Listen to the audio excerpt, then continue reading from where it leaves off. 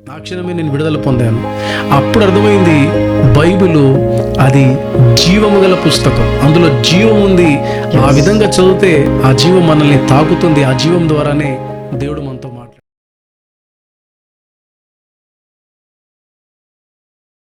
విశ్వసించిన ఎడల నీవు రక్షింపబడదు, నీవు రక్షింపబడదు, నీవు రక్షింపబడదు.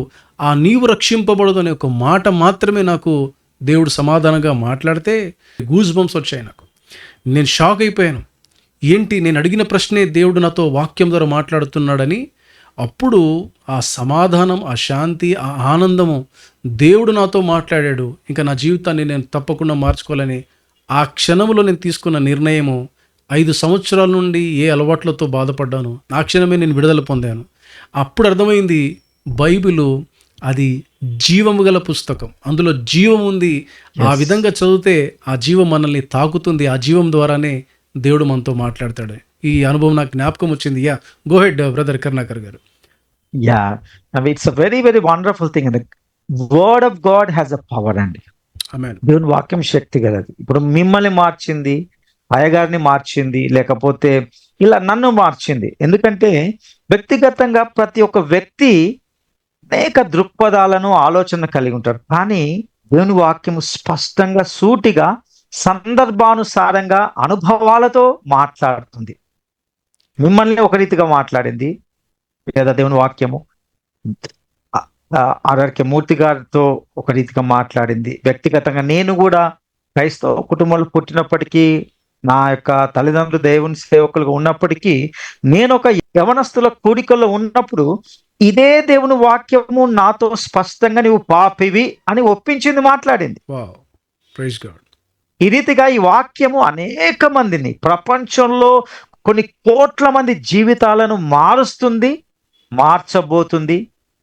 ఇది ఈ యొక్క ప్రోగ్రామ్ వీక్షిస్తున్న నిన్ను కూడా మార్చడానికి శక్తి గలది. ఆమేన్.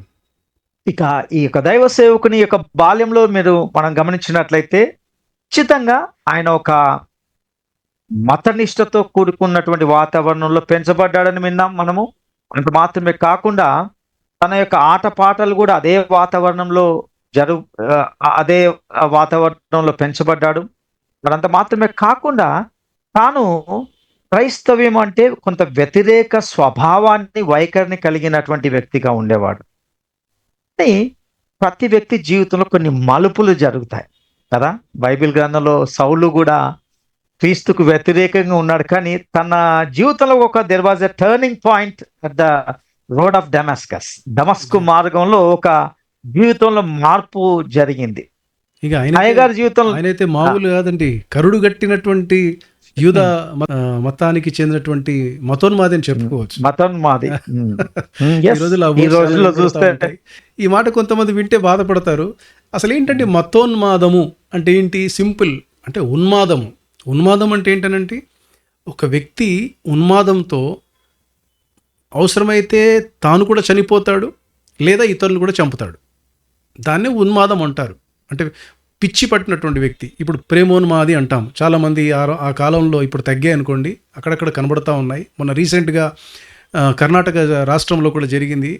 ఒక అమ్మాయి ప్రేమించలేదని బస్టాండ్లో నరికి చంపాడు. దాన్ని ఉన్మాదము అంటారు. అంటే తనకు ఇష్టం లేదనుకోండి, చావనైనా చస్తాడు, లేకపోతే వేరే వాళ్ళని చంపుతాడు. తను హింస చేసుకుంటాడు, లేకపోతే వేరే వాళ్ళని హింసిస్తాడు. దీనిని ఉన్మాదం అంటారు. అంతేగాని మీ మతం పట్ల మీకు గౌరవం ఉంది, మీ భావజాలం గొప్పది అనుకుంటే అది ఉన్మాదం కాదు. అంటే మతనిష్ట. This is the right word. మతనిష్టగా అని చెప్పుకోవచ్చు. సో మతనిష్ట అందరికీ ఉంటుంది, తప్పు కాదు. కానీ ఉన్మాదం ఉండకూడదు. ఉన్మాదం అంటే నీ మతం కోసము, నువ్వు నమ్మినటువంటి దేవుడి కోసము ఇతరుల్ని చంపడము, ఇతరుల్ని హింసించడము, ఇతరుల్ని కొట్టడము, ఇతరుల్ని దూషించడము, ఇది ఉన్మాదం. సో దయచేసి ఈ యొక్క కార్యక్రమాన్ని వీక్షిస్తున్నటువంటి వారు ఎవరైనా సరే గమనించండి. మీరు మతనిష్ట కలిగి ఉండండి, కానీ మత ఉన్మాదాన్ని దయచేసి కలిగి ఉండకండి. అది మీకు, ఇతరులకు కూడా, దేశానికి అది హానికరమని చెబుతున్నాను. సో ఇందాక బ్రదర్ కరుణాకర్ గారు చక్కని మాట ప్రస్తావించారు. అపోస్తలుడైన పౌలు బైబిల్లో సౌలుగా ఉన్నటువంటి వ్యక్తి ఒకప్పుడు, అంటే యూదా మతనిష్ట కలిగిన వ్యక్తి. ఇంకా యెహోవాయే దేవుడు తప్ప, ఆ యూదా మతమే గొప్పది తప్ప, ఇంకా యెహోవా దేవుని యొక్క స్థానంలో దేవుడు అనబడిన వారు ఎవరైనా పిలువబడితే తనకు నచ్చకపోయేది. సౌలుగా ఉన్నప్పుడు మతనిష్ట కలిగి, మతనిష్ట మాత్రమే కాదు, మత ఉన్మాదంతో ఏం చేశాడో తెలుసా? బైబిల్లో మీరు అపోస్తుల కార్యములు మీరు 7వ అధ్యాయము 8వ అధ్యాయము అది చదువుకుంటూ వెళ్ళండి. అక్కడ చాలా స్పష్టంగా మనకు కొన్ని విషయాలు అర్థమవుతాయి. ఏం చేశాడో తెలుసా? తాను వాళ్ళు ఎవరండి, యూదా మత పెద్దల దగ్గర నుంచి ఆయన పర్మిషన్ తీసుకొని, రిటర్న్ పర్మిషన్ తీసుకొని, ఇంకా ఎవరెవరైతే యేసు ప్రభు నామాన్ని ఉచ్చరిస్తున్నారో, ఎవరైతే యేసుని నమ్ముతున్నారో వాళ్ళని తీసుకొని వచ్చి జైల్లో పడేసేవాడు. అంత పర్మిషన్ తీసుకున్న వ్యక్తి. అంత మాత్రమే కాదు, ఇక్కడ ఆడ మగ చూడలేదు, ఆడవాళ్ళని కూడా జుట్టు పట్టుకుని లాక్కుంటూ తీసుకొని వెళ్ళిపోయినటువంటి వ్యక్తి. కొంతమందిని ఆ తర్వాత ఆ తలవారుతో చంపినటువంటి అనుభవం కూడా సౌలుకుంది. సో చాలామందిని ఆయన ఈ విషయంలో, ఈ మార్గంలో ఉన్నవారు చంపాడు. చూశారు, దాన్ని ఉన్మాదం అంటారు. సో సౌలు మత ఉన్మాదం కలిగి బ్రతికాడు. కానీ ఆ వ్యక్తి కూడా దమస్కు మార్గంలో యేసుక్రీస్తు ప్రభువు యొక్క వాక్కు దర్శనమై, అంటే స్వయంగా యేసయ్యని దర్శించాడు. యేసయ్య దర్శనంలో తన మాటలు తన జీవితాన్ని కూడా మార్చేశాయి. ఆ విషయాన్ని కరుణాకర్ గారు చాలా చక్కగా ప్రస్తావించారు. గో హెడ్ కరుణాకర్ గారు. So brother, very nice explanation. యాక్చువల్గా మన సందర్భాన్ని బట్టి మాట్లాడుకున్నాం, చాలా అద్భుతము. ఇక్కడ ఒక విషయాన్ని నేను ప్రస్తావించాలని ఆశపడుతుంటున్నాను. ఏంటిదంటే, ఇక్కడ క్రైస్తవ్యం అనేది మతం కాదు. యాక్చువల్గా క్రైస్తవుల్లో కూడా మత పిచ్చి ఉన్న వాళ్ళు ఉంటున్నారు. ఓకే, ఇది వాస్తవానికి ఇది మతం కాదు.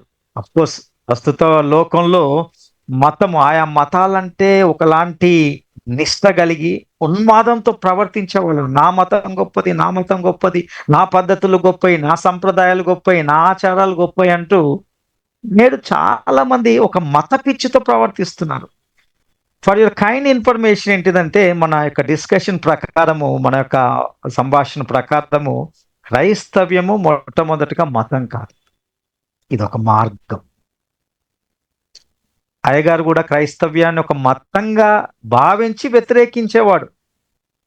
కానీ తర్వాత అదొక మార్గం అని తెలుసుకొని తన జీవితంలో ఆ మార్గంలోనే తన చివరి వరకు, చనిపోయే వరకు ఆ మార్గంలోనే బ్రతుకుతూ వెళ్ళాడు. ఒకరోజు ఇంటర్మీడియట్ ఎగ్జామ్స్, ఆ యొక్క ఇంటర్మీడియట్ చదువుతున్న టైంలో అనారోగ్య sorry to interrupt you brother. ఇక్కడ ఇంకొక ఆలోచన వచ్చింది. మీరు ఇందాక చక్కని మాట చెప్పారు, క్రైస్తవ్యం ఒక మతం కాదు, అది ఒక మార్గం అని. ఈవెన్ ఆర్ఆర్కే మూర్తి గారు కూడా తెలుసుకున్నారనే విషయాన్ని, చాలా మంచి విషయాన్ని మీరు పాయింట్ లేవదీశారు. ఇక్కడ కూడా మన వీక్షకులకు ఒక సత్యాన్ని మనము చెప్పాల్సినటువంటి అవసరం ఉందండి. చాలామంది నిజమే క్రైస్తవ్యం కూడా ఒక మతం అనుకుంటున్నారు. కానీ మీరు ఈ మతంలోనే పుట్టినవారు, తర్వాత ఆ మతాన్ని స్వీకరించారని ఈ మతాల్ని తీసుకొచ్చి చాలా విభజన చేస్తూ ఉన్నారు. ఫర్ యువర్ కైండ్ ఇన్ఫర్మేషన్, యేసుక్రీస్తు ప్రభు క్రైస్తవ మతాన్ని స్థాపించలేదు. సో చాలామంది ఒకవేళ ఈ అభిప్రాయంతో ఉంటే మార్చుకోండి. బైబిల్లో చరిత్రలో ఎక్కడ కనబడదు మీకు. చాలామంది ఈ మాట యూజ్ చేస్తారు, Jesus is the founder of Christianity అని. No way at all. ఎక్కడ కూడా బైబిల్ గ్రంథంలో, ప్రత్యేకంగా కొత్త నిబంధనలో మత ప్రస్తావన, మతం అనే పదం ఎవరి నోట్లో రాలేదు. కేవలం యేసుక్రీస్తు ప్రభువారు నన్ను వెంబడించండి, నేనే మార్గం అన్నాడు తప్ప నేను ఒక క్రైస్తవ మతాన్ని స్థాపించానని చెప్పలేదు. ఆయన స్థాపించడం లేదు కూడా. సో ఎవరు స్థాపించారు మరి? క్రైస్తవ్యం మతం ఎలా మారింది? అసలు నిజానికి క్రైస్తవ్యాన్ని స్థాపించింది ఎవరూ లేరు. యేసు ప్రభువు లేడు, ఆయన శిష్యులు లేరు, అపోస్తలుడు పౌలు అంతకంటే కూడా కాదు. మరి ఎలా వచ్చిందంటే, అపోస్తల కార్యములు 11వ అధ్యాయం 26వ వచనంలో మీరు బైబిల్లో చదవండి. మొట్టమొదటిసారిగా యేసు ప్రభువును వెంబడిస్తున్న శిష్యులను చూసి అంతియోకియా అనే ఒక స్థలములో ఆ ప్రజలు ఎవరు ఈ గుంపు అని గుంపును చూసి అడిగితే కొంతమంది ఏమన్నారంటే, వారు క్రైస్తవులు, అంటే చిన్ని క్రీస్తును వెంబడించే వాళ్ళు అని పేరు పెట్టారు. సో ఇప్పుడు క్రైస్తవ్యం అనే పేరు ఎలా వచ్చింది? ఇది ఒక మతం స్థాపన ద్వారా రాలేదు. అంటే క్రైస్తవులు అని లోకం పెట్టినటువంటి పేరు, ప్రజలు గుర్తించినటువంటి పేరు తప్ప ఇది ఒక మతము కాదు. యేసు ప్రభు దాన్ని స్థాపించలేదు, శిష్యులు స్థాపించలేదు, అపోస్తలుడు పౌలు కూడా అంతకంటే స్థాపించలేదు. యేసుక్రీస్తు ప్రభు అయితే నన్ను వెంబడించండి, ఫాలో మీ అన్నాడు ఆయన. అంటే ఆయనను వెంబడించడం అంటే ఏంటి? ఆయన దేవుడై ఉండి మనిషి శరీరాన్ని దాల్చుకొని మనుషుల పోలికలో పుట్టి తాను పరిశుద్ధంగా పుట్టాడు, పరిశుద్ధంగా జీవించాడు, పరిశుద్ధ రక్తాన్ని చిందించాడు. అంటే తన జీవితంలో తను ఒక రుజువు చేశాడు. ఏంటంటే మనుషులందరూ పరిశుద్ధులుగా మారగలరు, మనుషులందరూ నీతిమంతులుగా మారగలరు, పరిశుద్ధులందరూ నా వల్లే మీరు జీవించగలరని ఆయన రుజువు చేసి చూపించాడు. అందుకే ఆయన అన్నాడు ఫాలో మీ. సో ఈ రోజున క్రైస్తవుడు ఎవరు అంటే క్రీస్తును అనుసరించేవాడు తప్ప ఒక మతాన్ని అనుసరించేవాడు కానే కాదు. సో గనుక క్రైస్తవ్యంలో మతం లేదు, కులం కూడా లేదు. సో ఇది దయచేసి మీరు ఇంకా దీని గురించి వివరాలు తెలుసుకోవాలని కోరుకుంటున్నట్లయితే మీరు బైబిల్ చదవండి, మీకు అందుబాటులో ఉంటుంది. ఈ విషయాలు మీకు ఇంకా చాలా క్లారిటీగా వస్తుంది. సో చాలా thank you so much Karunakar గారు, మంచి పాయింట్ మీరు ఇక్కడ అందించారు. Yeah go head. సో బహుశా ఆర్ఆర్కే మూర్తి గారు కూడా క్రైస్తవ్యం కూడా ఒక మతం అనుకున్నారేమో, ఇందాక మీరు చెబుతూ వచ్చినారు. సారీ మిమ్మల్ని ఇంటరప్ట్ చేశాను, please go ahead. No it's very valid point చెప్పారండి మీరు. వాస్తవానికి ఆయన అంటే చాలా మందిలో ఇది ఒక భ్రమ లేకపోతే ఒకలాంటి ఆలోచన ఉంటుంది. అందుకని క్లారిటీ స్పష్టం చేయాలనే ఉద్దేశంతో తను కొన్ని సంవత్సరాల వరకు తను ఇది ఒక మతంగానే భావించాడు. కానీ అది మతం కాదు, ఒక మార్గము అని గుర్తించి ఈరోజు ఆయనను మాట్లాడుకునే స్థితిలోకి మనము ఉంటున్నామంటే అదే ఒక గొప్ప ప్రత్యేకత ఆయన జీవితంలో. ఇక ఇంతవరకు అంటే మనము అయ్యగారి జీవితంలో ఒక విధంగా కొనసాగుతున్న టైంలో ఒక మలుపు సంభవించింది. మలుపు ఏంటంటే, నేను ఇంతకుముందు చెప్పాను కదండి, తను ఇంటర్మీడియట్ చదువుతున్న సమయంలో ఆయనకు కొంత అనారోగ్య కారణాలను బట్టి అది మానివేసి తన అన్నగారింటికి వెళ్ళడం జరిగింది. అది కాకినాడలో ఉన్నటువంటి ఆయన, అక్కడ వారి అన్నగారు ఒక ఫారెస్ట్ డిపార్ట్మెంట్లో పనిచేస్తుండేవారు.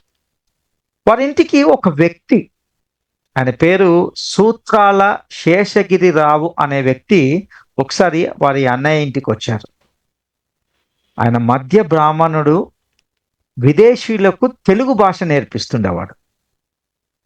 ముఖ్యంగా పాశ్చాత్య మిషనరీల మధ్య ఆయనకు మంచి పేరుంది. ఒక గొప్ప ఉపాధ్యాయునిగా ఈ యొక్క సూత్రాల శేషగిరిరావు అనే వ్యక్తి ఉంటుండేవాడు. ఈ సందర్భంలో ఒకసారి శేషగిరిరావు అయ్యగారితో ఈ రీతిగా తన యొక్క అంటే ఆ సందర్భాన్ని ప్రస్తావించాడు. తనకు ఒక అసిస్టెంట్ కావాలి, ముఖ్యంగా మిషనరీలకు తెలుగు నేర్పించడానికి ఒక వ్యక్తి కావాలి అంటూ ఆ ప్రపోజల్ ని అయ్యగారికి అందించడం జరిగింది. వెంటనే ఆర్ఆర్కే మూర్తి గారు ఆ సందర్భంలో yes I'm ready, I can teach them Telugu, లేకపోతే వారికి తెలుగు నేను నేర్పించగలను అంటూ తన యొక్క ఆసక్తిని, ఇష్టతను తను వ్యక్తం చేశారు. ఈ రీతిగా ఒప్పుకోవడం అనేది నేను అనుకుంటాను అయ్యగారి జీవితంలో ఒక మలుపు. It was a great turning point. అంటే అంతవరకు క్రైస్తవులను లేదా మిషనరీలను లేకపోతే క్రైస్తవ్యాన్ని వ్యతిరేకించే వ్యక్తి జీవితంలో దేవుడు ఒక మలుపుని తీసుకొచ్చాడు. ఎలా అంటే మిషనరీలకు తెలుగు నేర్పించే వ్యక్తి కావాలి, ఆ వ్యక్తి ఈయన అనే యొక్క సందర్భాన్ని దేవుడు పుట్టించాడని నేను భావిస్తుంటున్నాను. ఏమంటారు కదండి? చాలా God initiates certain things in a different way కదా. ఆయన జోక్యము అద్భుతంగా ఉంటుంది. నేను ఇక్కడ ఒక విషయాన్ని యాడ్ చేయాలనుకుంటున్నాను కరుణాకర్ గారు. ఇందాక మీరు చక్కని పాయింట్ చెప్పారు. ఏంటంటే ఆర్ఆర్కే మూర్తి గారి జీవితంలో ఒక మలుపు, ఒక టర్నింగ్ పాయింట్ వచ్చింది అని. ఆ టర్నింగ్ పాయింట్ని బట్టే ఆయన తన జీవితాన్ని మార్చుకున్నారనే విషయాన్ని మంచి పాయింట్ చెప్పారు. ఇది వాస్తవం, చాలా వాస్తవం అండి. చాలామంది రాంగ్ ప్రొపగెండా ఏంటంటే ఈ లోకంలో క్రైస్తవులు మతం మారుస్తారు, అది ఎలాగంటే ప్రలోభం పెట్టో, ఆశ చూపించో, లేదా బలవంతంగా మతం మారుస్తారని చెప్పేసి రకరకాలుగా ప్రచారాలు చేస్తూ ఉన్నారు. ఇది చాలా తప్పు అండి. ఏమండి, నా అభిప్రాయాన్ని మీరు మార్చగలరా? నా నమ్మకాన్ని మీరు మార్చగలరా? మీ అభిప్రాయాన్ని నేను మార్చలేను, మీ నమ్మకాన్ని నేను మార్చలేను. ఒకరి అభిప్రాయమే ఒకరు మారనప్పుడు, ఒకరి నమ్మకమే ఒకరు మనం మార్చుకున్నప్పుడు, పుట్టుకతో మరి అవలంబిస్తున్నటువంటి ఆ మతం, అనుసరిస్తున్నటువంటి ఆ ఆచారాలు, ఆ పద్ధతులు, ఆ నోములు, ఆ వ్రతాలు, ఆ పూజలు, ఆ పునస్కారాలు, ఇవన్నీ కూడా అంత ఈజీగా మానుకోవడానికి అది అసాధ్యం అండి. అది చాలా అసాధ్యము. దయచేసి ఇది రాంగ్ ప్రొపగండా. ప్రతి ఒక్కరి జీవితంలో ఒక టర్నింగ్ పాయింట్ ఉంటుంది. ఆ టర్నింగ్ పాయింట్ని బట్టి చాలామంది సత్యాన్ని తెలుసుకొని మారతారు తప్ప ఎవరో ఒకరు ప్రలోభం పెట్టినంత మాత్రాన బలవంతంగా ఎవరూ మారరు. ఇది అండర్లైన్ చేసుకోండి ప్రతి ఒక్కరు కూడా. ఇందాక నేను నా సాక్ష్యం చెప్పాను. ఏంటది? ఒక 19 years ఏజ్ వచ్చేంత వరకు నేను కూడా ఒక సాదాసీదా నామకార్థ క్రైస్తవుడిగా ఉన్నాను. కానీ 19 ఇయర్స్లో ఒక టర్నింగ్ పాయింట్ వచ్చింది. ఆ టర్నింగ్ పాయింట్లో దేవుడు వాక్యం ద్వారా నాతో ఎప్పుడైతే మాట్లాడాడో ఆ మాటను బట్టి నా జీవితాన్ని నేను మార్చుకున్నాను. మంచి జీవితాన్ని నేను పొందుకున్నాను. నా మనసు మార్చుకున్నాను. ఆ తర్వాత క్రైస్తవ్యం అంటే ఏమిటో, క్రీస్తు అంటే ఏమిటో, ఆయన వాక్యం అంటే ఏమిటో ఒక లైవ్గా నేను అప్పటి నుంచి అనుభవిస్తూ వస్తూ ఉన్నాను. అది నా టర్నింగ్ పాయింట్. ఇందాక కరుణాకర్ గారు కూడా చెప్పారు, ఆయన యూత్ మీటింగ్లో ఉన్నప్పుడు మరి ఒక వాక్యం ద్వారా దేవుడు తనను దర్శించినప్పుడు ఆయన రక్షించబడ్డారని. ఆ విధంగా చాలామంది జీవితాల్లో టర్నింగ్ పాయింట్స్ ఉంటాయి. ఇందాక సౌలు గురించి కూడా మనం మాట్లాడుకున్నాం. సౌలు కూడా కరుడుగట్టినటువంటి ఒక మత ఉన్మాది, యూదా మత నిష్ట కలిగినటువంటి వ్యక్తి. ఆయన జీవితంలో కూడా ఒక టర్నింగ్ పాయింట్ వచ్చింది. ఆయన దమస్కు మార్గంలో యేసు ప్రభు చేత దర్శించబడతాడు. ఆయన స్వరము ఆయన జీవితాన్ని మార్చివేసింది. సో ఈ విధంగా చాలామంది అనుభవాలు ఇలానే ఉంటాయి తప్ప ప్రలోభాలో లేకపోతే ఏదో ఆశలు చూపించి. ఇంకోటి కరుణాకర్ గారు, రైస్ బ్యాగ్ కొరకు చాలామంది మారారంట. ఏమండి, రైస్ బ్యాగ్ తీసుకొని మారినటువంటి వారు, అలాంటి వాళ్ళు ఈ కాలంలో ఎవరైనా ఉంటే రైస్ బ్యాగ్ కాదు ఇంక ఏ బ్యాగ్ తీసుకొని కూడా మీరు మారకండి. కారణం ఏంటంటే లాభం లేదు. అలా మారితే లాభం లేదు. సత్యాన్ని తెలుసుకుంటే, ఇది ఒక మార్గం అని తెలుసుకుంటే ఈ యొక్క ఇందులో ఉన్నటువంటి మజా, ఇందులో ఉన్నటువంటి ఆ జీవం, ఇందులో ఉన్నటువంటి ఆనందం, ఇందులో ఉన్నటువంటి సంతోషము ఎవరు కూడా ఏ వస్తువు ఇవ్వదు, ఏ డబ్బులు ఇవ్వవు. ఈ లోకంలో అలాంటి ఆనందం దొరకదు. దానినే బైబిల్ రక్షణ ఆనందం అని చెబుతా ఉంది. జాయ్ ఆఫ్ సాల్వేషన్ ఇంగ్లీష్లో. ఈ రక్షణ ఆనందము ఎన్ని కోట్ల రూపాయలతో కూడా మనం పోల్చలేము. ఏమీ లేకపోయినా ఆ ఆనందం, ఆ సంతోషమే చాలా డిఫరెంట్గా ఉంటుంది. కనుక ప్రతి ఒక్కరి జీవితంలో టర్నింగ్ పాయింట్ బట్టే దేవుని మార్గాన్ని తెలుసుకున్నవారు చాలామంది ఉన్నారని ఈ వాస్తవాన్ని గ్రహించండి. గో హెడ్ కరుణాకర్ గారు, మిమ్మల్ని ఆపే. ఇక్కడ ఒక మాటను నేను కూడా యాడ్ చేయాలనుకుంటున్నాను. అదేంటంటే, ఒక వ్యక్తిని మార్చేది లేకపోతే ఏ వ్యక్తి కూడా ఈ లోకంలో ఎవరిని మార్చలేడండి. అంటే కన్విక్షన్ అనేది ఒక వ్యక్తికి స్వతహాగా వస్తే తప్ప తను మారలేడు. అంటే వస్తువుల ద్వారా లేకపోతే ఏదో ఆకర్షించడం ద్వారా, డబ్బుల ద్వారా మారితే అది తాత్కాలికమే. కానీ నిజంగా తన జీవితంలో మార్పు, పరివర్తన జరగాలి అంటే అది దేవుడే చేయాలి. ఇంతకుముందు నేను మీకు చెప్పానో లేదో తెలియదు కానీ, ఒక వ్యక్తిని ఒప్పించేది, రక్షించేది, మార్చేది దేవుని యొక్క ఆత్మ, పరిశుద్ధాత్మ దేవుడు మాత్రమే. సూపర్. పరిశుద్ధాత్మ దేవుడే మారుస్తాడు.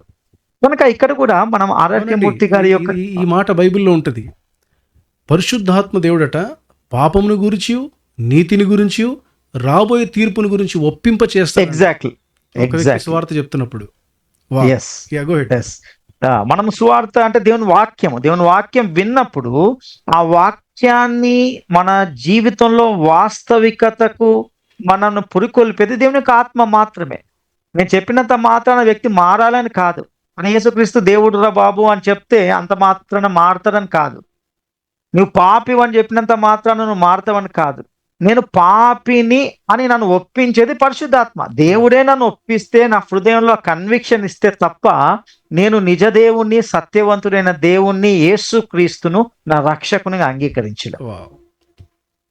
ఈ లోకంలో ఎవరైనా మీరు అన్నట్టు రైస్ బ్యాగులతోనో లేకపోతే వస్తువులతోనో మారారు అంటే అది కేవలము బహిరంగంగా ఏదో తాత్కాలికంగా పరిస్థితి రీత్యా వాళ్ళు ఉండేవాళ్ళు, కానీ వాళ్ళు నిజమైన విశ్వాసులు కాదు, నిజమైన క్రైస్తవులు కాదు. ఏంటంటే ఏం లేదు అంటే, ఇప్పుడు ప్రేమతో ఒకరికి మనం సహాయం చేసామనుకోండి, కొంతమందికి మనము కొంతమంది దాన ధర్మాలు చేస్తూ ఉంటాము. కొంతమంది నేబర్స్ మనల్ని డబ్బులు అడుగుతారు, మనం సహాయం చేస్తాము. వాళ్ళ ఇంట్లో ఏదైనా తక్కువ కొరత ఉంటే వాళ్ళు మనల్ని తీసుకుంటారు.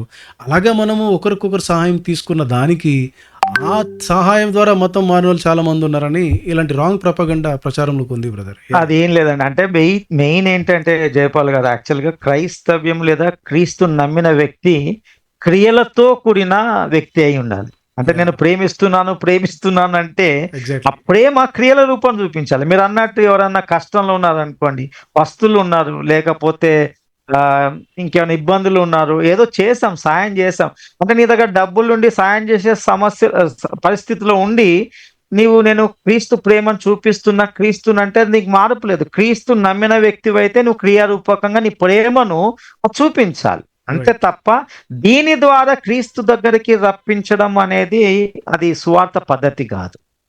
అది నేను అంటున్నాను. ఇక్కడ ఈ వ్యక్తి మనము మాట్లాడుకుంటున్నటువంటి దైవ సేవకుడు ఆర్ఆర్కే మూర్తి గారు నిజంగా ఆ వ్యక్తి జీవితంలో కూడా ఎన్నడూ నేను క్రీస్తుని నమ్ముతాను అని ఎప్పుడు అనుకోలేదు. కానీ దేవుడు ఆయన జీవితంలో ఒక మలుపును తీసుకొని వచ్చాడు. అదేంటంటే విదేశీయులకు తెలుగు నేర్పించడం. ఆ యొక్క విదేశీయులకు తెలుగు నేర్పించే ఒక ట్యూటర్గా, ఒక బోధకునిగా ఉండడానికి తనను నియమించుకున్నారు. ఈ విషయంలో ఒక గొప్ప విషయాన్ని మనం గమనించాలి. ఏంటంటే తను ఆ యొక్క దొరలకు అంటే తెలుగు ఆ యొక్క ఆనాడు అంటే చాలా మంది విదేశీయులు కూడా వచ్చేవారు కదండి. సో ఈ has to teach them Telugu. అంటే వాళ్ళు ఉద్యోగరీత్యా కావచ్చు, మిషనరీలు కావచ్చు, లేకపోతే ఆయా పరిస్థితుల్లో మొత్తానికి తెలుగు వాళ్ళకి రావాలి. తెలుగు రావడానికి ఈయనను ఒక అధ్యాపకునిగా టీచ్ చేసే వ్యక్తిగా పెట్టుకున్నారు. అప్పుడే దేవుని యొక్క ఆ జోక్యాన్ని చూడండి. ఒక క్రైస్తవ వ్యతిరేకి, క్రైస్తవం అంటే ఇష్టపడని వ్యక్తి జీవితంలో విదేశీయులకు తెలుగు నేర్పించే వ్యక్తిగా ఏర్పాటు చేయబడ్డాడు. ఆ పరిస్థితిలో ఆయనకు ఒక టెక్స్ట్ బుక్ రూపంలో యోహాను సువార్త ఇవ్వబడింది. ఈ యోహాను సువార్త చిన్న పుస్తకము తన జీవితంలో ఒక పెద్ద పుస్తకంగా మారింది. ఒక మార్పు తీసుకొచ్చే పుస్తకంగా మారింది. ఎలా అంటారా? ఈ చిన్న పుస్తకాన్ని చదవడానికి ససేమిరా ఇష్టపడలేదు. అతనికి చాలా ఇష్టం లేని పని, కానీ ఉద్యోగాన్ని బట్టి బలవంతంగా ఆ యొక్క సువార్తను చదవవలసి వచ్చింది. మొదట ఆ యోహాను సువార్తలోని భాష కొంత విలక్షణంగా ఉన్నట్లు తోచింది. వాస్తవానికి ఆయన బ్రాహ్మణుడు, మంచి భాష మీద ఉన్న పట్టు ఉన్నప్పటికీ కూడా ఈ బైబిల్లోని పదాలు, బైబిల్లోని భాష శైలి, ఆ విధానము కొంత వింతగా విలక్షణంగా ఆయన కనిపించింది. అందుకే దాన్ని అర్థం చేసుకోవడానికి ఏం చేసేవాడంటే ఇంగ్లీష్ బైబిల్ని చదువుకొని ఈ తెలుగులోని ఉన్నటువంటి యొక్క వచనాలను, అందులోని అర్థాన్ని సంగ్రహించడానికి ప్రయత్నించి దాన్ని అర్థం చేసుకోవడానికి ప్రయత్నించాడు. అందులో ఎన్నో తప్పులు ఉన్నాయి.